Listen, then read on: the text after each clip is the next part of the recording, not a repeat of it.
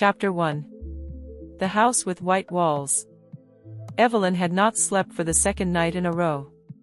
Her body seemed to be lying in bed, but her mind was still wandering somewhere between the past and the anxious present. The leaves outside the window rustled in the rhythm of the wind, reminding her of the times when night meant rest, not premonition. The house on the hill was too quiet. Too clean. When she first entered, her footsteps echoed loudly off the white walls, as if the walls were resentfully remembering her voice. Everything was sterile and tidy, the beds were made, the dishes were washed, the books were arranged in alphabetical order. Like a museum of someone else's life, in which for some reason she was given a temporary role. But this was her home. Their home. The place where she and Alan had spent 9 years, laughing in the kitchen, arguing in the hallway, dreaming in the bedroom. And yet, returning here after so many years and events, she felt like a guest. Uninvited. Out of place. She walked down the hallway barefoot, feeling the cold floor through her feet, as if the house itself protested her return. Under the fingers of her left hand, the familiar texture of the wood paneling, rough, with 3 old scratches left by a stray suitcase the day they first moved in. Those details were not gone. But they were no longer hers. That first evening, Evelyn sat on the porch with a cup of iced tea. She looked at the lake, where the water shimmered in the moonlight. There, the two of them had once launched paper boats. Alan called them letters to nowhere. She smiled then, and then cringed in pain. The memories had become a trap. On the second day, she opened the old chest of drawers in the bedroom. Everything was as she had left it, almost. Inside were folded handkerchiefs, old perfume, an amber brooch, and, no, not all. The drawer where her blue notebook should have been was empty. Just a faint trace of it on the fabric, like a ghost, a reminder that memory may fade, but it never disappears. And then, at the end of the day, she went into the study. It had always been Alan's territory, the desk, the books on philosophy and time, the maps, the blueprints, his little museum of oddities. The room smelled of wood, polished metal, and something else, subtle but familiar. Evelyn ran her hand over the tabletop. Dust. Clean dust. But in the very center of the table was a sheet of paper. It had been torn from the notebook. Folded neatly, as if someone had carefully left it. She unfolded it. The handwriting was hers. No doubt about it. Clean lines, slightly slanted letters. It was a list. A to-do list. Things to do before August 3rd. Visit the lake house. Check the hallway drawer. Find Alan's letter. Meet Jake. Find the glass box. Feel the rain again. Go to the basement. Allow yourself to remember. Write the final letter. Be ready for the big day. Evelyn clutched the paper. It was her handwriting. But she didn't remember writing it. Her breathing became ragged. Her pulse slowed. The hum in her ears grew louder. She sat down, feeling her knees buckle. The crack in the mirror across the room, old, dusty, suddenly reminded her of the blow in the bathroom. Or was it a dream? She read the list over and over. The name Jake cut through her memory like a cold blade. But the face didn't appear. The basement, she had been avoiding it for a long time. Alan's letter, which one? She burned it all after he died, didn't she? She stood up, folded the sheet and put it in her pocket. The house was rustling around her, either with the wind or with its own breath. It seemed he knew more than she did. And she suddenly realized, this list was not just a reminder. It was an invitation. Or a warning. The wind blew outside. The lake whispered her name.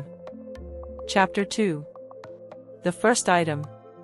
The list lay on the nightstand, a silent witness to her inner turmoil. Evelyn hadn't touched it all night, but she knew it was there. Waiting. Watching. The first item was, visit the house by the lake. It seemed like she was already there. But deep down, she felt that it wasn't her grandmother's house, not this cozy wooden cottage where she had arrived with a suitcase and a silent soul. There was another house. Half forgotten, overgrown with moss and shadow. It stood further along the shore, around the bend of a path where she hadn't been for many years. Once, in a completely different life, this house had been part of a family secret that was not discussed. Simply not mentioned. Simply avoided. Now, she had to go back. The morning was dim. The sun was in no hurry to break through the clouds, and the fog, like smoke from another world, hung over the lake. Evelyn put on an old jacket, took a flashlight and set off down the path. Every step echoed hollowly. Underfoot, wet leaves, roots that seemed to reach out from the earth. The air was thick with the smell of dampness, rot and time. The house appeared suddenly, as if it had grown out of the fog. The paneling was peeling, the windows were boarded up. The door hung crookedly on one hinge. It was empty, dead, but still breathing. Evelyn felt the skin on the back of her neck break out in goosebumps. Not fear, but rather an ancient, animal wariness. She walked in. It was dark and damp inside. The sounds of the street had disappeared. Only her footsteps and the faint tapping of the wind remained.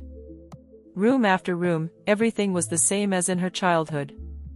Dusty covers on the furniture, a cracked mirror, dried flowers and a vase of which only a shape remained in the dust. There was an old photograph on the wall. She was with Alan. But she didn't remember them taking pictures here. Especially at that age. She couldn't have been more than 20 in the photo, but, when was that? Evelyn felt her head spin. She leaned against the table, and something crunched under her hand. A small key, hidden under a napkin. Simple, iron, without identifying marks. On the handle, scratched, 7. An old mind trick or part of reality? She left, taking the key. The house did not call her back. It had already shown her what it wanted. The list was now burning in her mind. Item 2, check the box in the hallway. And a strange feeling, as if someone was watching her from the windows of a long-dead house. Chapter 3. Letters without an addressee. The house greeted her as one would greet someone who had returned not to stay. The air was thick and musty, as if it were waiting, not for freshness, but for the denouement. Everything seemed slightly out of place, the picture frame hung slightly tilted, the carpet shifted off-center, as if someone had been walking around the house in her absence. Or had been living in it all this time. Evelyn threw the key with the number 7 engraved on it onto the chest of drawers. It jingled especially loudly. The very same list lay nearby. Crumpled. Slightly damp from moisture or from someone's hands. The sheet seemed to be the quietest in the room, like the last witness to something important. Taking a deep breath, she walked down the hallway.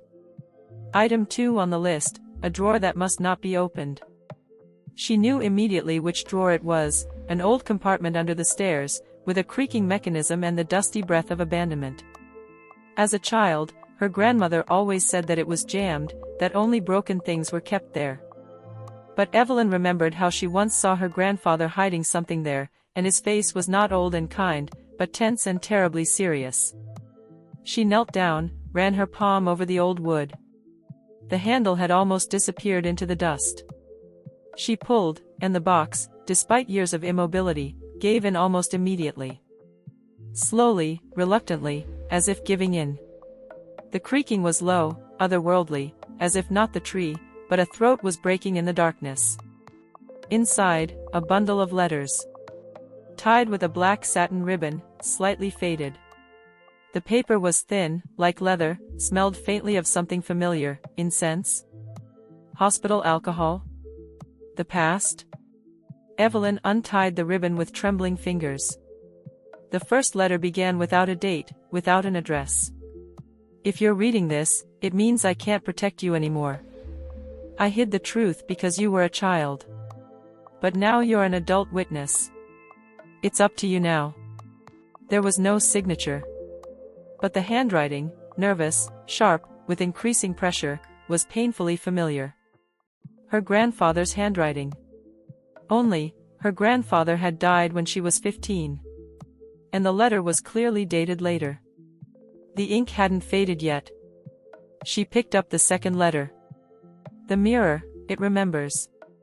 More than we do. It doesn't reflect, it stores. One day you'll see, and then you'll understand why it was covered. Evelyn looked up. The room upstairs. The one that was always locked. The room with the large mirror in the heavy frame, hidden by the black cloth. The room where her brother had once lived. He was gone. He wasn't buried. He wasn't looked for. He was just gone one day. Evelyn's fingers were numb. Her heart was beating too loudly. All these years she'd thought it was just grief, tragedy, loss. But now each letter was like a nail in the lid of what she thought was reality. The third letter was just this.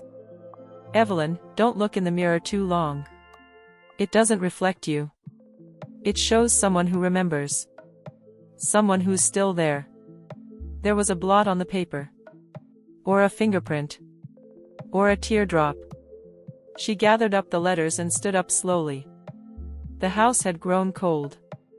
She knew the next door she would open would not be the door to a room, but to a truth. A truth she wasn't ready for. Chapter 4. The room that remembers. On the second floor, everything was quieter than it should have been. As if the sounds from below, creaks, breathing, even the beating of her heart, had remained on the first floor. The air here was different. Stagnant. Musty. Filled with anticipation. Evelyn felt the floorboards under her steps not just creak, but groan. The house was alive. The door to the room where her brother had once lived stood ajar. The black cloth that covered the mirror fluttered, as if someone had just walked past. Although there was no one else in the house except her. Or should not have been. She walked up to the mirror. The same one, heavy, in a carved wooden frame that resembled dead branches. Once, as a child, she had been afraid of this mirror. It was too big, too dark, reflecting not only her face, but also something behind her, something that was not in the room. She had thought it was just her imagination then. Not anymore. Evelyn reached out for the fabric. Her fingers trembled, as if they knew better than her mind that she shouldn't do this. But she pulled the edge. Slowly. Carefully. And the fabric slid down. The reflection didn't appear right away. It seemed to emerge from the depths, as if the mirror were not a surface but an abyss. At first, just outlines. Then her face. Only not quite hers. The face was too pale. The eyes were a little darker. The look was alien. She blinked. The reflection, no. She moved. The reflection stood still. Evelyn's heart pounded. Panic squeezed her chest, but her legs seemed rooted to the floor.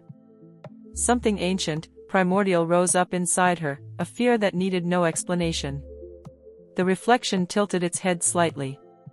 It smiled. Evelyn's lips were still. It was not her reflection.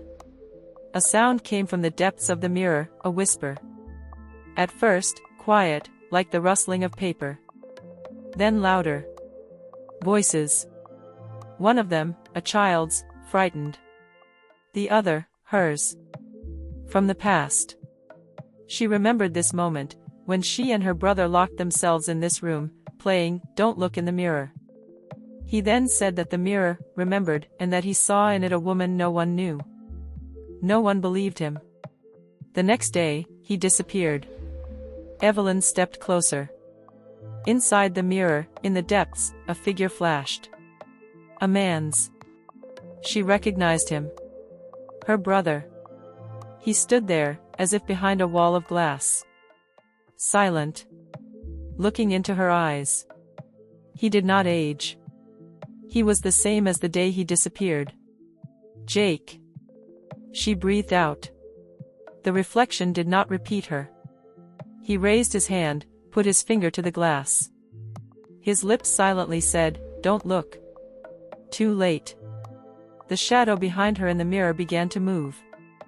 She turned around abruptly. The room was empty. But the reflection showed something else. In it, behind her, stood a woman. Her face was covered by hair. A long dress, as if woven from fog.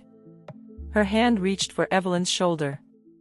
She screamed and, without thinking, hit the mirror with her fist. The glass cracked with a loud crunch. The shards fell, and with them, darkness, as if the mirror was not glass, but a door. Cold poured out of the cracks, soaked in ash and dampness. Evelyn fell back. Everything was gone. When she came to, she was lying downstairs, on the first floor. The letters were scattered at her feet. The room upstairs was empty. The mirror was gone. She called the city archive service. She asked for old documents. The house, it turned out, had belonged to a completely different family almost 100 years ago. A woman whose name matched her grandmother's had died there. And a boy named Jake. Her brother had never existed. Her memories, who put them in her head? And in her pocket lay the last piece of paper. The handwriting was her own. Although she knew for sure, she had never written it. You have become a part of this house, Evelyn. You are already inside. Don't come back, unless you want to stay here forever. She left the next day. But strange things have been happening in the mirrors of her apartment since then. Sometimes, when she washes her face at night, her reflection does not wash with her. Sometimes, it smiles.